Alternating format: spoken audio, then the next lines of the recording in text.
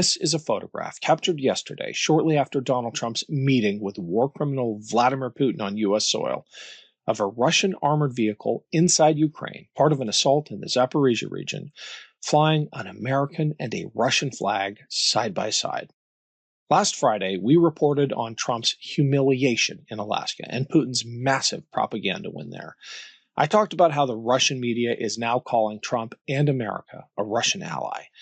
But I never thought I'd see an American flag on a Russian assault vehicle in a war zone, an area of Ukraine I've been to, by the way.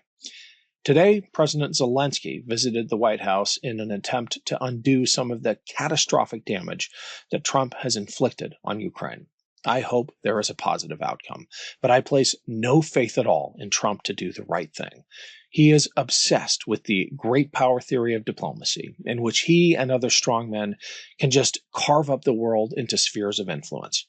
Trust me, Ukraine will not let that happen, even if they have to fight on alone with kitchen knives. I spoke with Adam Kinzinger about this. He's one of the few Republicans who has stood firm with Ukraine, and he understands Ukraine and Russia in ways that most of his former colleagues do not. He also sees clearly just how weak, how beta, in his words, our president truly is. In part one of my conversation with Adam last week, we talked about the massive propaganda win for Putin that the meeting in Alaska would deliver. We were right on every count. In part two, we talk about what Putin and Trump get wrong about Ukraine and how the Republican Party has completely emasculated itself by bowing to a man like Donald Trump. Here's our conversation. And it goes back to schoolyard politics. How do you deal with the bully? You don't keep indulging them, you stand up to them. And look, it's one of my biggest gripes against the Biden administration. They PowerPointed their way through the defense of Ukraine when they should have, I'm making this up on the spot, but they should have Churchilled their way through it, right? Sometimes you just have to make a moral decision and say, this is right, this is wrong, and we're going to stand on the side of right. Can you talk a little bit about the Ukrainian people? Because the other thing that the whole great power approach gets wrong is the agency of the Ukrainians. They're not going to let the Russians, much less the U.S., dictate what happens to their occupied territories. Yeah, that's correct. I mean, look, back when I got one of the very first intel briefings, I was still in Congress when, basically they knew that Russia was going to attack.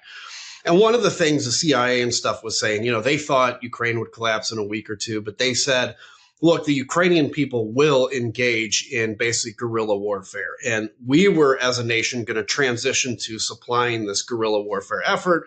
Maybe it took a decade to do it. Now, obviously, that didn't come to fruition. But what that shows is that at least we vaguely understood the will of the Ukrainian people, which is, look, they don't see themselves as Russian. They see themselves, even Russian-speaking Ukrainians see themselves as much as of Russia as we do of England here in the United States of America. We share a language, but that doesn't mean we're British. And that's the same thing with Ukraine. They see themselves now. They have developed a national identity. Not only have they developed it, they fought for 3.5 years for it. That's a whole nother thing. They have now spilled blood in the service of a national identity. They're not going to give up. And if they end up having to throw rocks at, occupying Russian soldiers, they'll do that. If they end up having to sneak up on them from behind at night, they'll do that. Thankfully, I believe they won't have to resort to that. But the Ukrainian spirit is not going to give up. And look, man, these are just fantastic people. This is the other thing, like as Americans, and as Europeans, we've got to look and say, this is the largest country in the continent of Europe, besides Russia, if that's even considered Europe. And they are naturally more aligned to our values than almost any other country I can think of in their aspiration. They're not going to lose. The question is, how many more Ukrainians have to die until Russia realizes this is a futile effort? I remember in the opening week of the invasion, talking to one of the defenders of Odessa who described showing up to the recruiting station and seeing grandmothers with kitchen knives ready to defend their city. And this is a Russian-speaking city inside Ukraine that is every bit as Ukrainian as every other part of Ukraine, including the occupied regions. Hey, it's Ken Harbaugh. Quick break to say thank you to everyone who's been following and supporting this show and this channel. None of it happens without you. And if you haven't yet subscribed to my Substack page, I'd really appreciate the follow. It's a great way to make sure you never miss an episode. It's free to sign up. And if you're able to pitch in a few bucks, every dollar goes back into the show. Just search for The Ken Harbaugh Show on Substack or click the link below. Thanks.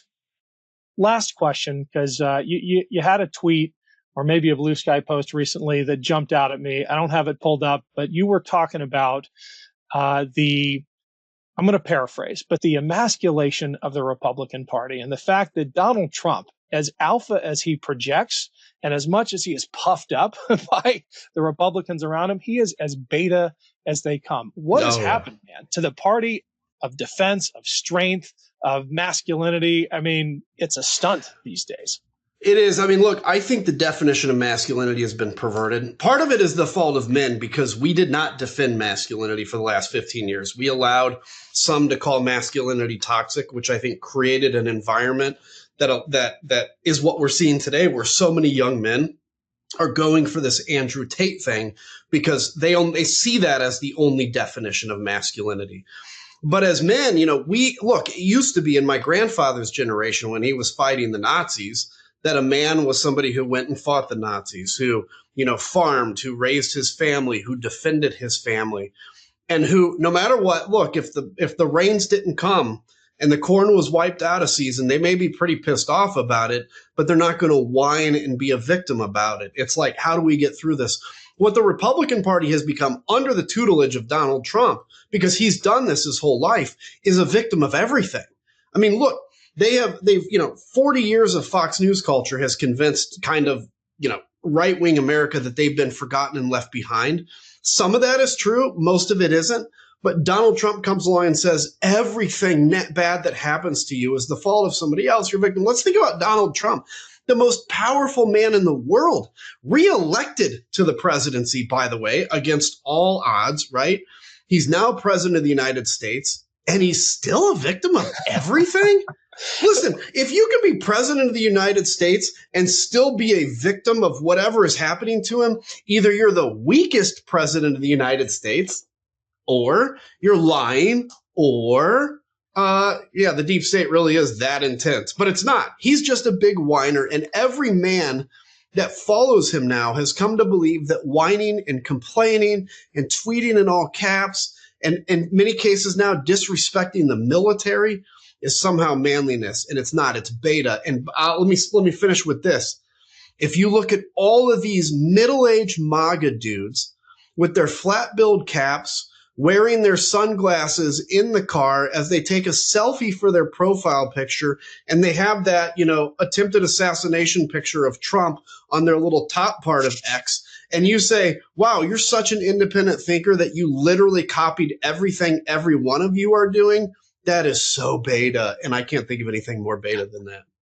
Well, it's made worse by the fact that Donald Trump has convinced them that the people victimizing them are some of the most marginalized people in our society. Immigrants, trans people. Those are the enemy now. Those are the people who are pressing their thumb down on you. It just fills me with rage. I think there has to be a reckoning, an awakening at some point. But you know what? That's what elections are for. How are you feeling? Last question about the polls and the trends, and is Donald Trump really cratering like it looks he might be? Look, I think he's taken some hits. He's still a little higher than he was in his first term at this point, which is baffling to me. I feel like Democrats are going to win in 2026. What I worry about is they win despite themselves. Look, I want them to win. I haven't voted Republican in 4 years, but I don't want them to take a lesson that whatever they do, if it's not a good message, is what they need to do in 2028. Because I have not heard, I'll be honest with you, a coherent, solid message from the Democrats. This big, beautiful bill, which is a piece of garbage, I don't hear a consistent message against it. When I was running in 2010 as a Tea Party Republican, we were able to coalesce the message around, remember, the infrastructure or the stimulus bill and the healthcare bill. And we made that the talking point. The Democrats have got to do the same, because this is the worst bill that has passed Congress in 20 years. And if they do that and they can get that message together, I think they're going to crush the Republicans in 2026. And I think they'll win regardless. But that's where I'm at. The last thing I'll say, too, on that is to everybody watching, the tendency, and I fight this every day, so I'm not like preaching at you. The tendency is to get discouraged, to feel like, well, what's this worth? And oh my God, we can't do anything till 2026. Yes, we live in a society where you get to vote every 2 years, and that's where you have the most impact. There's a lot you can do beside that. But beyond that is the most important fight you can take right now is to keep your energy up and keep your enthusiasm up, and to appreciate the fact that you're in an alliance with people that you probably never would have been in an alliance with before in any other case, because we're in an alliance to defend democracy. And because if you get disheartened and quit, they win because they get energized by this crap. They love what's going on every day. We get exhausted by it. So just keep your head up, keep energized, take a break if you need. Great note to end on, Adam. Thanks so much. We'll check in again soon. You bet. Take care, buddy. New Midas merch drop. Check out the latest pro-democracy sticker packs, t-shirts, hats, sweatshirts, and more. All at store.midastouch.com.